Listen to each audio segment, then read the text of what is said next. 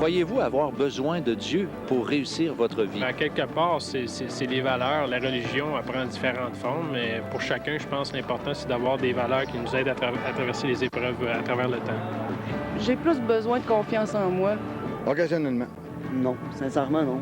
Quand tout va bien, je pense qu'on l'oublie un petit peu, ça.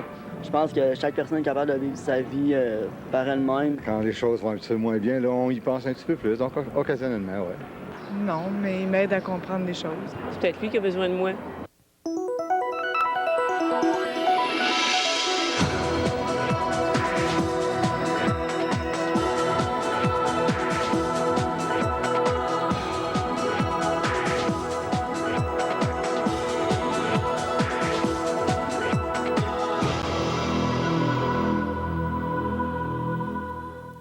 Eh bien, rebonjour et re-bienvenue à l'émission L'heure de la bonne nouvelle. On est très heureux de vous accueillir à nouveau. Je suis avec mes collègues Gaston Jolin et François Fréchette. Et à nouveau aujourd'hui, on va ensemble découvrir de nouvelles vérités qui nous viennent de cette histoire merveilleuse que Jésus a racontée un jour, qu'on appelle la parabole du Fils prodigue. Et cette parabole, comme on l'a vu, nous démontre ce qu'est l'expérience de la vie humaine, l'expérience de chaque être humain finalement, qui par nature fuit Dieu et qui tôt ou tard se retrouve dans des problèmes incroyables. Et c'est justement, aujourd'hui, on est rendu dans l'histoire du Fils prodigue, là où il se retrouve dans ces problèmes, et on a appelé notre thème aujourd'hui « Le fond du baril ». Quand on est rendu au bout du rouleau, des fois, il y a des gens qui doivent se rendre jusque-là pour réaliser qu'il faudrait peut-être maintenant faire quelque chose pour sortir de ce genre d'existence. Eh bien, c'est de ça qu'on va parler aujourd'hui. Et justement, à la chronique La Bible répond, François va répondre à la question « Peut-on vivre sa vie sans Dieu? » À la chronique, ils sont revenus. On a un témoignage très intéressant. Il s'agit de Vincent Bellotto. C'est un homme d'affaires qui était millionnaire, qui avait vraiment réussi, mais pour différentes raisons, il a perdu sa fortune complètement. Il était presque devenu mendiant. Et quand il était justement dans le fond de son baril, il a réalisé qu'il y avait d'autres valeurs que les valeurs monétaires dans la vie. Il a crié à Dieu et Dieu est venu à sa rescousse. Un témoignage qu'on vous invite à ne pas manquer à la chronique. Ils sont revenus un petit peu plus tard. Notre artiste invité aujourd'hui, c'est Gilles Despins, qui a écrit un chant justement particulièrement pour notre série. Il s'appelle « Le Fils prodigue » et j'aurai le plaisir de vous présenter le message de la parole de Dieu qui s'appelle justement « Au fond du baril ». Eh bien, François, on a vu dans le Vox Pop du début que moi, ça me semblait qu'il y a une grande majorité de gens qui s'imaginent qu'ils n'ont vraiment pas besoin de Dieu pour vivre leur vie. Hein? C'est un fait. Puis, qu'est-ce que moi qui m'attriste un peu dans tout ça, c'est surtout le fait que certains reconnaissent que de temps à autre, ils ont besoin de lui, mais c'est juste comme quand on est mal pris. Pourquoi avoir besoin de Dieu lorsqu'on est dans le trouble, lorsqu'au fond, Dieu va avoir une relation personnelle avec chacun d'entre nous, qu'on soit dans le trouble ou pas? Fait que ça, c'est la question à laquelle on va immédiatement répondre maintenant à la chronique La Bible répond.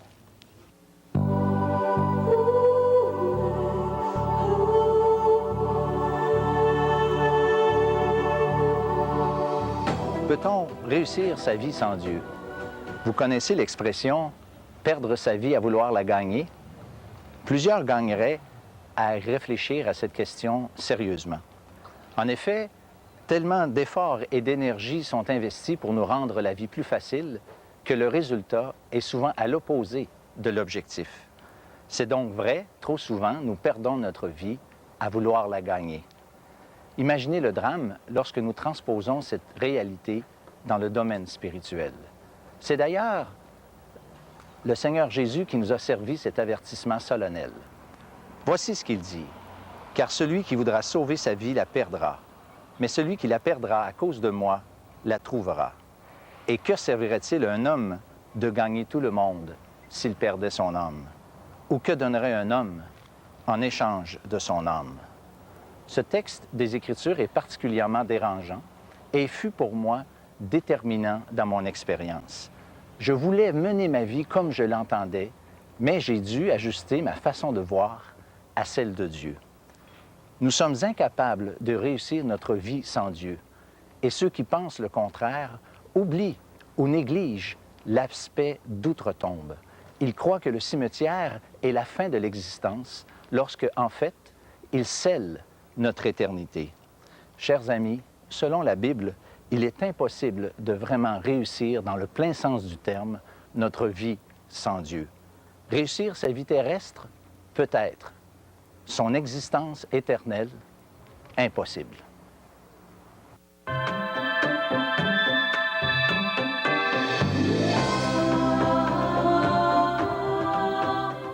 suis né en Italie d'une famille catholique non pratiquante. Je suis venu au Canada en 1970. J'ai fait beaucoup d'affaires ici qui étaient très, très, très prospères. Ça marchait très, très bien. Mais en 1995, j'ai eu de graves ennuis financiers. Et puis, c'est à partir de ce moment-là que j'étais complètement désespéré à ce moment-là. Même si j'avais une bonne famille, tous les gens qui m'entouraient, ça allait très, très bien. Je me suis vraiment retrouvé seul, comme seul dans la vie. J'ai pensé au Seigneur, j'ai pensé à Dieu, et je me suis adressé à lui, et je lui ai demandé si tu existes, puis que tu es à quelque part, il faut que tu viennes, parce que j'ai vraiment besoin de toi. Et à partir de ce moment-là, les choses se sont précipitées. J'ai été à une conférence, je me suis retrouvé un soir dans un cours biblique avec Jean-Paul Gosselin et Régent Joly. Et puis, c'est là que j'ai découvert que j'ai eu même un choc avec un verset, Éphésiens 2, 8, 9, qui dit c'est par la grâce que vous êtes sauvés, par le moyen de la foi, et ceci ne vient pas de vous, c'est le don de Dieu, don gratuit de Dieu. Et j'aurais jamais pensé, ça a été un choc parce que j'aurais jamais pensé qu'on pouvait obtenir le salut gratuitement. Ça a été une révélation. Vraiment un tournant. Par la suite, j'ai acheté une Bible et puis c'est là que j'ai découvert la parole de Dieu. Et en même temps, j'ai réalisé tout ce que j'avais fait dans ma vie, mes fautes. C'était terrible. Plus je lisais, plus je pouvais réaliser ça. Là, je m'enfonçais de plus en plus. C'était un fardeau qui était extrêmement pesant, extrêmement pesant. Mais quand je suis revenu de vacances, j'avais eu cette certitude-là que je ne serais plus tout seul, que Dieu était avec moi. Mais le fardeau était toujours là. Et je me rappelle très bien, au mois de septembre 1995, j'étais complètement épuisé, à bout de ressources. J'étais dans ma salle de bain, et puis j'ai pensé à ce verset qui dit, que le Seigneur dit, « Venez à moi, vous tous qui êtes chargés, je vous donnerai du repos. » Et franchement, je suis tombé à genoux. Et c'est là que je me suis adressé à Christ et je lui ai dit, « Prends ma vie, je te la donne, fais-en ce que tu veux. Moi, je peux plus, je suis plus capable. » Et vraiment, à partir de ce moment-là, d'abord, j'ai eu une deuxième certitude, que j'ai été pardonné.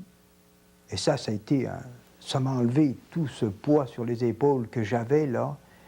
Et en même temps, quelques jours après, j'ai réalisé le sacrifice, tout le sacrifice à la croix là, de Christ. Toute l'ampleur de ce sacrifice-là, qu'il a fait ça pour nous, je veux dire, pour qu'on vienne au salut, justement, gratuitement. Alors voilà, M. Cloutier, ce qui m'est arrivé, quelque chose de merveilleux. Et maintenant, je peux vous dire que depuis ce temps-là, je suis dans la joie.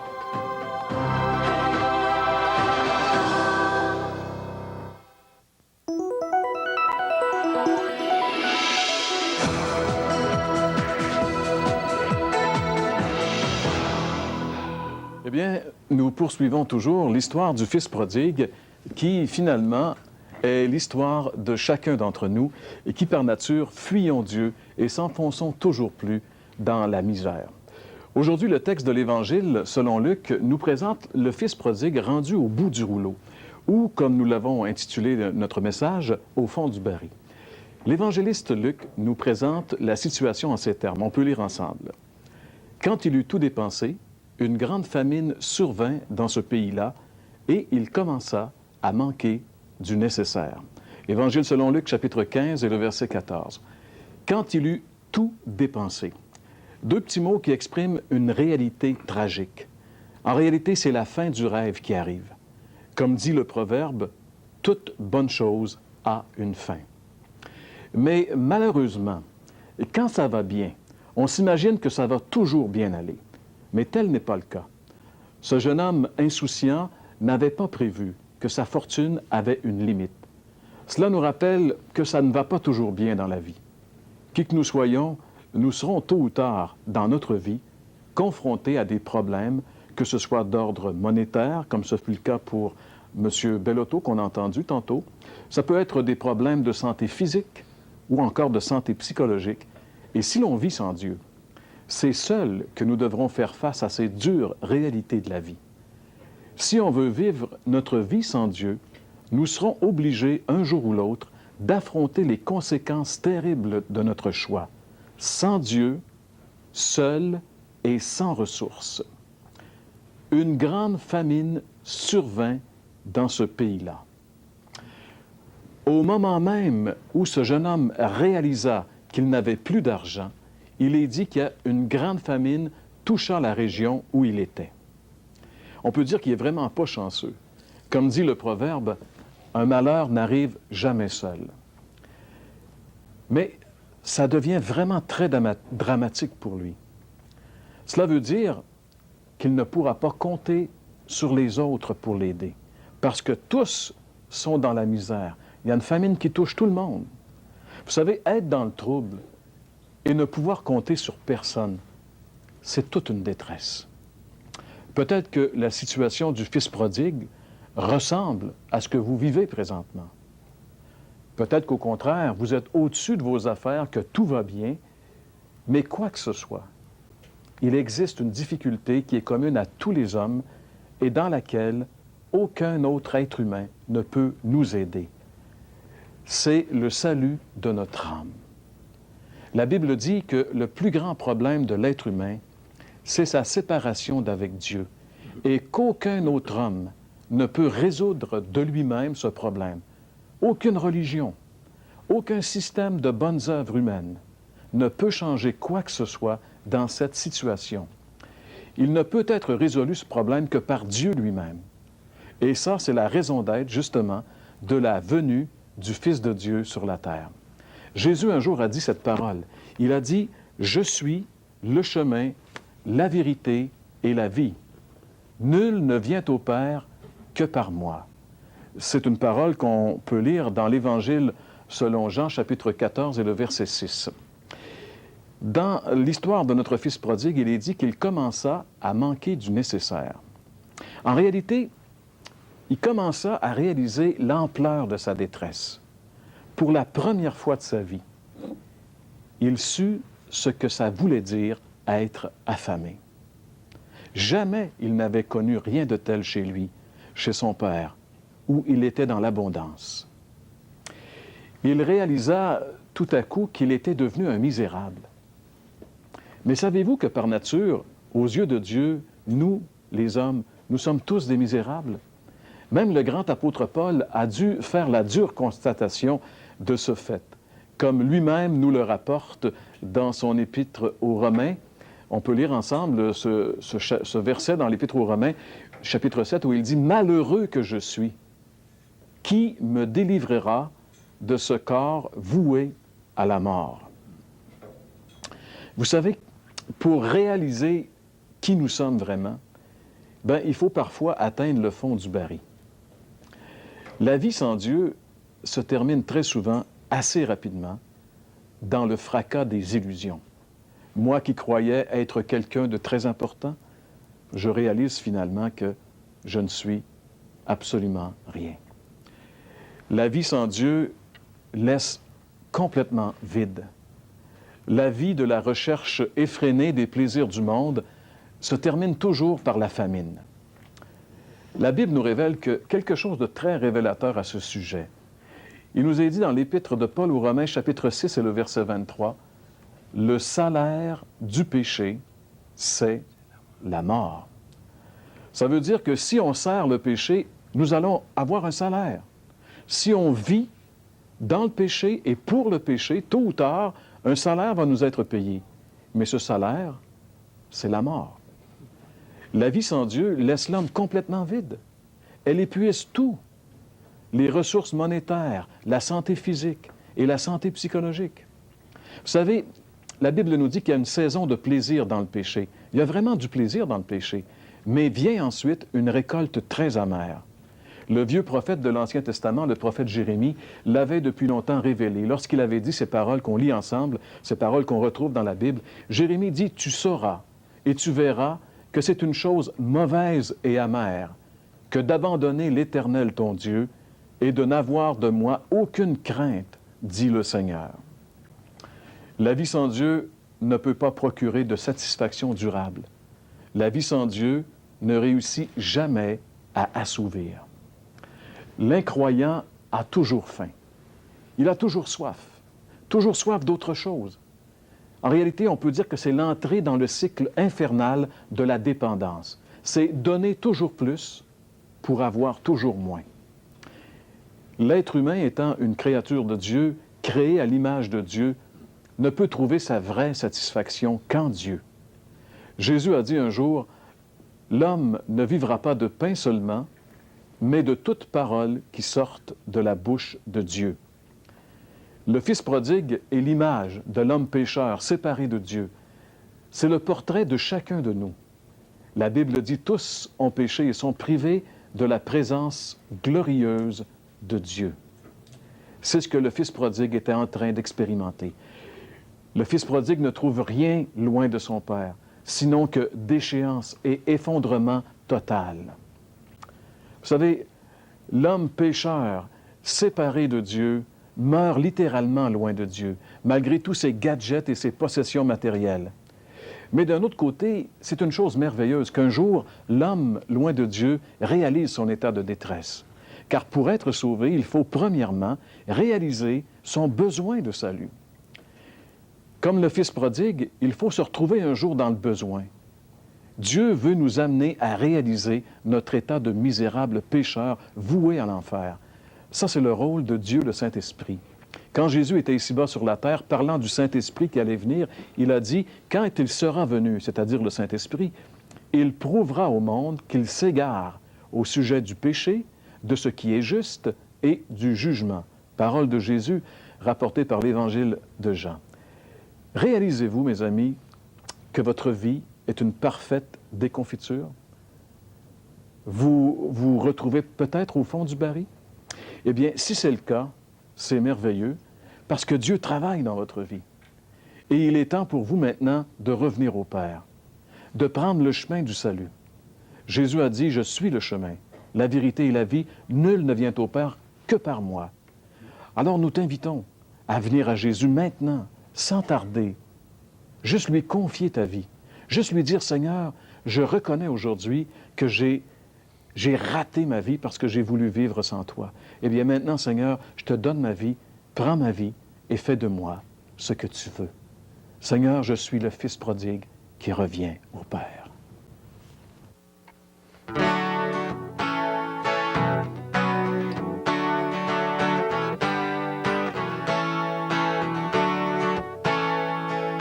Ils étaient nombreux à venir l'écouter, des gens religieux ou de mauvaise vie. C'est une histoire pleine de réalité, vérité qu'il faut croire encore aujourd'hui. Écoutez, écoutez. Il y avait un homme comblé de richesses et 2 mon bonheur. Mais les joies de ce monde, les passions et l'ivresse sont plus jeunes depuis longtemps, en nourrissaient son cœur. Je veux goûter, m'en aller.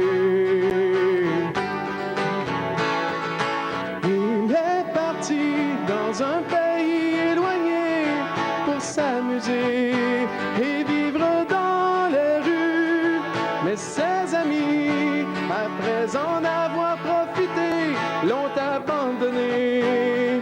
Il était perdu, délaissé, affamé. Il était maintenant dans le besoin, assis dans les champs au milieu des pourceaux.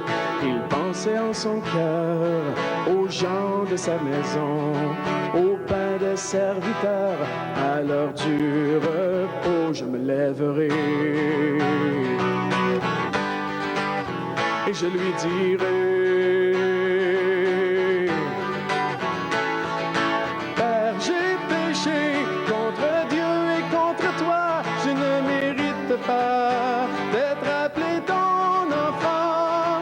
Au fait de moi ce que bon te semblera, mais je t'en prie, pardonne-moi.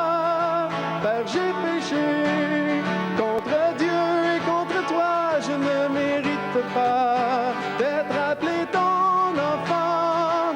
Au fait de moi ce que bon te semblera, mais je t'en prie, pardonne-moi.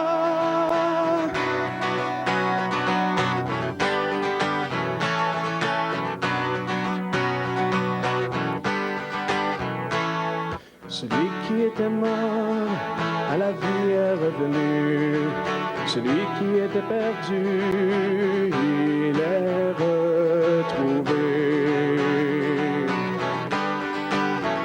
Retrouvé.